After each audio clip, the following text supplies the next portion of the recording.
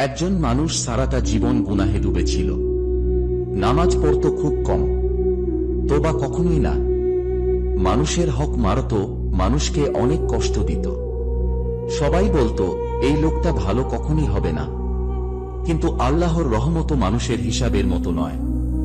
Doctor বলল আর বড়জোর 10 minute. এরপর কিছুই করার নেই। ঠিক সেই মুহূর্তে লোকটার চোখ দিয়ে অঝরে পানি পড়তে লাগল। আস্তাগফিরুল্লাহ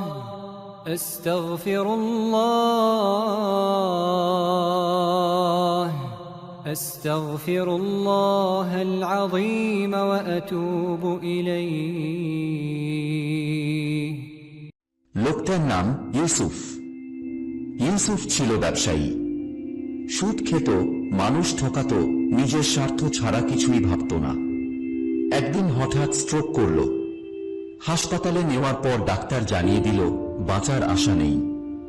চারদিকে আত্মীয়রা কান্না করছে, কিন্তু ইউসুফ চুপচাপ তাকিয়ে আছে ছাদের দিকে। হঠাৎ সে ফিস ফিস করে বলল, আল্লাহ, কি এখনো সময় রেখেছেন? একজন বৃদ্ধ আলেম পাশে বসেছিলেন।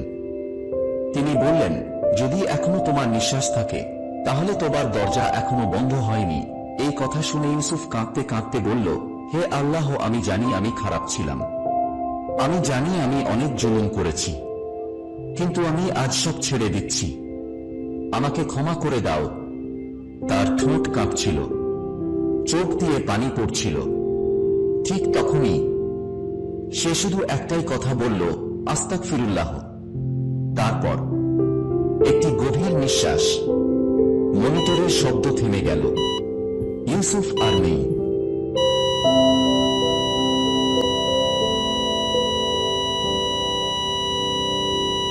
আলেম সাহেব ধীরে বললেন, সে অনেক দেরি করেছিল, কিন্তু আল্লাহর কাছে শেষ মুহূর্তের তওবাও মূল্যবান।